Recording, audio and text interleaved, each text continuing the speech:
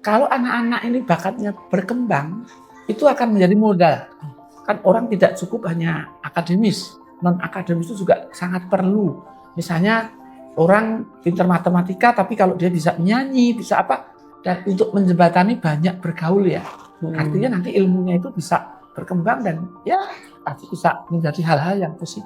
Jadi kalau segala sesuatu itu dibiasakan sejak usia dini, nanti akan lebih mudah. Itulah, marilah para orang tua, bangunlah bakat dan minat sehingga menjadi sebuah talenta yang oke. Untuk mengajak orang membuat acara anak-anak itu juga sulit, karena katanya nggak ada untungnya. Nah, kita akhirnya subsidi silang. Orang yang mampu nanti bisa mensubsidi orang-orang yang tidak mampu, sehingga nanti di dalam satu sekolah itu bisa terwujud sebuah program yang bagus kan. Halo Sobat Edukasio, jadi sekarang saya sudah bersama dengan Ibu Hanin. Ibu Hanin ini adalah sutradara di balik film drama sekolah atau biasa dikenal dengan IKN. Nah, halo Ibu Ya. Hanin. Ya, Ibu Hanin, saya pengen tahu dong, IKN itu sebenarnya apa sih, Bu? Ya, IKN itu sebetulnya saya pengen bikin acara anak-anak yang bisa membangun atau sebagai wadah dalam mengembangkan bakat dan minat anak-anak. Sehingga kalau bakat-bakat itu tersalur secara profesional, nanti ke depan pasti akan memiliki talenta yang lebih memadai. Yang tadinya mungkin orang cuma tampil di RT misalnya, terus ini kan di televisi. Nah, biasanya nanti perkembangannya ataupun dampak-dampaknya kan lebih bagus. Oke. Nah, bisa ceritain sedikit nggak sih Bu atau sharing ke Sobat Edukasio tentang proses kreatif apa sih yang ada di dalam yang Ibu temui dalam menggarap film drama sekolah ini, apa yang menjadi inspirasi utama Ibu di balik cerita yang digarap? Ya, IKN itu kan singkatan Intan Kreasi Nusantara. Artinya seperti ini kan kita lagi di Ciledug ya. Ya. Di sini ada orang Jawa, orang Batak, orang Flores, orang mana saja yang zaman dulu disebut Nusantara. Nah, di sini tuh anak-anak kan memiliki bakat-bakat yang cukup bagus ternyata. Yang tadinya dia menari hanya lihat di YouTube, tapi di sini diarahkan.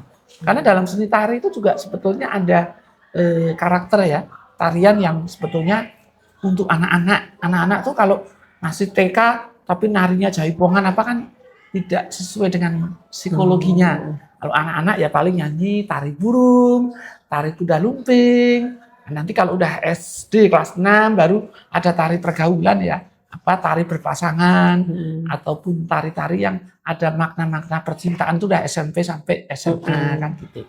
Nah, makna daripada keseluruhan itu adalah kalau anak-anak ini bakatnya berkembang, itu akan menjadi modal.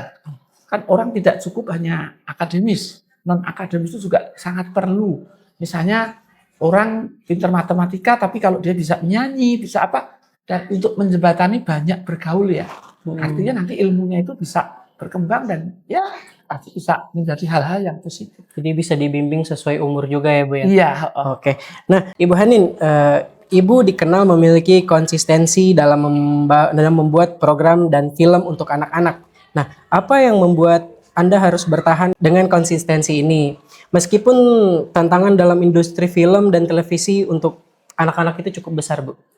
Ya, saya ini tertarik ya. Saya termasuk orang yang banyak belajar ilmu psikologi, ilmu jiwa. Jadi kalau segala sesuatu itu dibiasakan sejak usia dini, nanti akan lebih mudah. Coba kalau sudah SMA tiba-tiba disuruh sholat gitu, susah ya, pasti main atau apa. Tapi kalau TK itu saya lihat entah yang beragama Kristen ya, itu berdoa itu saya salut sampai merem gitu. Nah terus perilaku-perilaku lain, misalnya pipis, ya kan kita sedih kadang-kadang kalau di terminal itu orang pipis apa cuma di belakang bus apa, tapi kalau anak-anak ini budi pekertinya ya, kalau pipis entah laki entah perempuan ya di kamar kecil, gimana caranya yang tertutup. Nah di dalam berkesenian juga begitu, kalau sejak kecil sudah ditumbuhkan minat bakatnya sehingga menumbuhkan rasa percaya diri, maka ke depan pasti akan punya bekal keterampilan dan akan lebih apa ya memadai. Oke.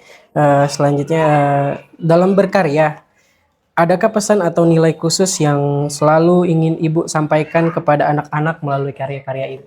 Ya, di zaman now ini teknologi cukup luar biasa, beda dengan waktu Ibu masih SD ya.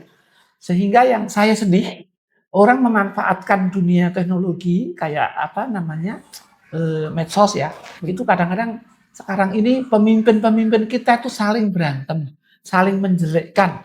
Nah, saya mengajak coba dong stop, ditahan. Anak-anak yang masih usia dini ini kadang meniru. Ya, sekarang saya sedih seorang presiden terlepas dari presiden itu salah atau tidak. Kenapa sih kok orang secara terbuka bahkan misalnya kayak Pak Presiden kita di itu secara apa? Secara kata-kata binatang misalnya dan sebagainya. Nah, itu yang kita agak sedih. Nah, dengan program ini kita menanamkan supaya anak-anak memiliki nilai-nilai budi seperti orang Indonesia asli zaman dulu kan gitu. Oke. Nah, apa yang Ibu lihat sebagai tantangan terbesar dalam menjaga relevansi program anak-anak di tengah perkembangan zaman dan perubahan selera penonton? Kalau kita itu tantangannya sebenarnya di anggaran ya. Anggaran karena untuk mengajak orang membuat acara anak-anak itu juga sulit karena katanya nggak ada untungnya. Nah, kita akhirnya subsidi silang. Orang yang mampu nanti bisa mensubsidi orang-orang yang tidak mampu. Nah, sehingga nanti di dalam satu sekolah itu bisa terwujud sebuah program yang bagus kan. Oke. Nah, gimana Ibu melihat peran budaya dalam program anak-anak yang Ibu buat dan yang Ibu harapkan dapat diambil oleh penonton muda dari pengenalan budaya yang ada dalam karya Ibu? Ya, saya hanya kepingin anak-anak Indonesia itu minimal mengenal ya budaya Indonesia. Kita itu sekarang sedih ya, budaya Indonesia itu mulai terkikis. Anak-anak sekarang karena ada HP lebih senang nonton film Korea. Padahal di Indonesia banyak cerita-cerita budaya yang bisa mengedukasi, tontonan menjadi tuntunan. Nah, itu makanya saya menggencarkan ayolah cintai budaya bangsa. Sebetulnya tidak ada di budaya, makanan aja. Coba anak-anak dibanding makan sayur asem lebih memilih fried chicken atau mie, ya kan? Nah, ini kita pola asuh lah orang tua, yuk kita mengajak supaya kita lebih ke Indonesia aja lah. Karena Indonesia sebetulnya lebih is the best. Ya, lebih bermacam juga ya Iya, makanannya ya, lebih berkualitas. sehat juga. Nah, Betul.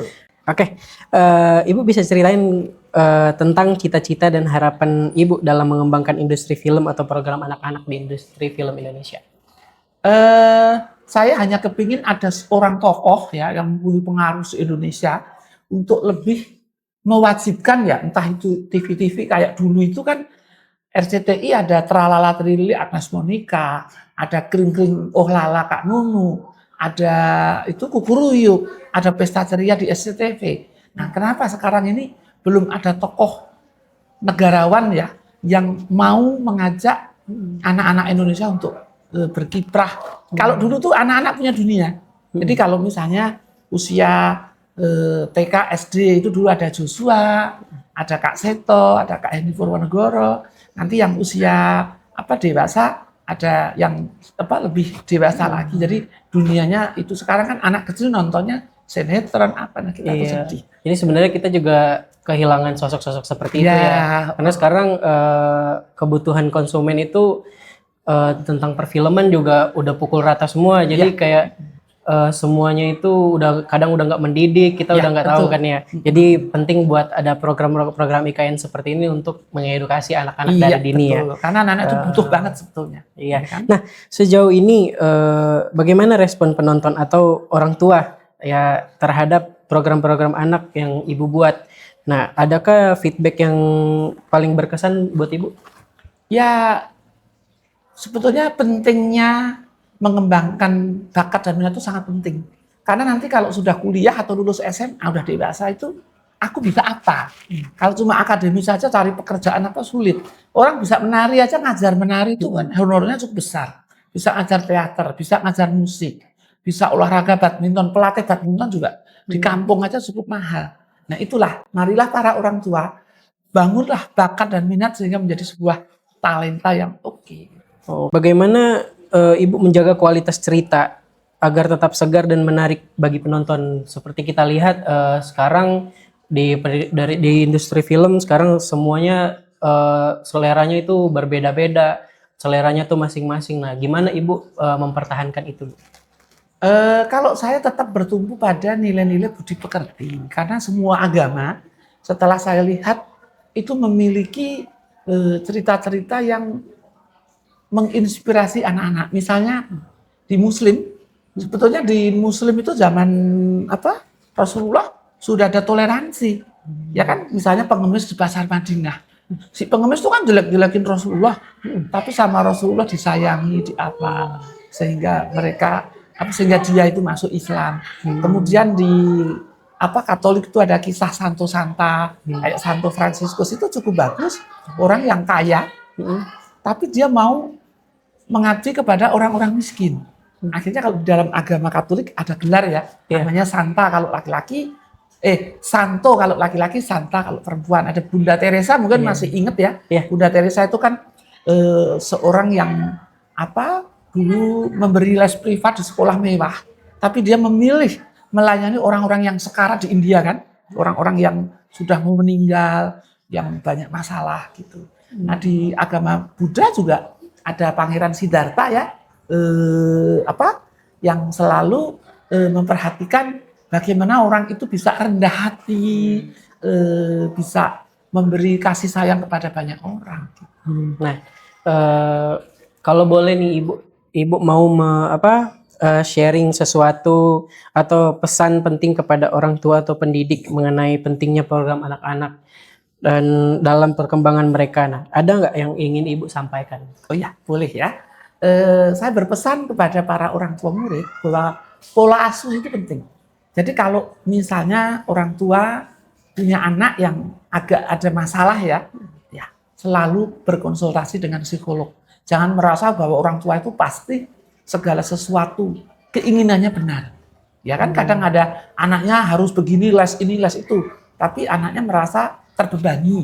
Nah baiknya si orang tua itu juga lebih banyak lihat buku-buku psikologi atau ngobrol dengan psikolog. Kalau sudah parah ya ke psikiater. Sehingga wawasannya lebih luas.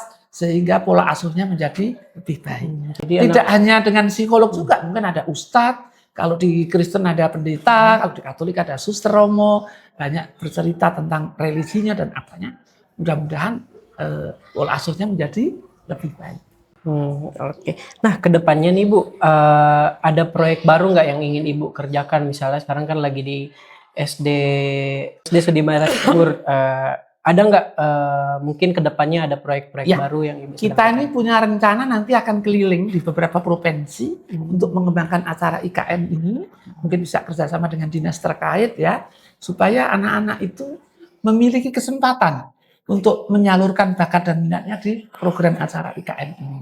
Yang tadinya pentasnya tadi hanya di RT 17-an, nah kalau masuk TV kan lebih memadai ya. Harapan saya. Oke deh. Terima kasih Ibu untuk waktunya. Sama-sama.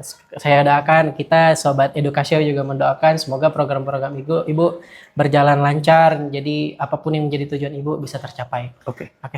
Ya, sekian Sobat Edukasio wawancara kita bersama Ibu Hanin, sutradara di balik drama sekolah atau bisa dikenal sebagai IKN.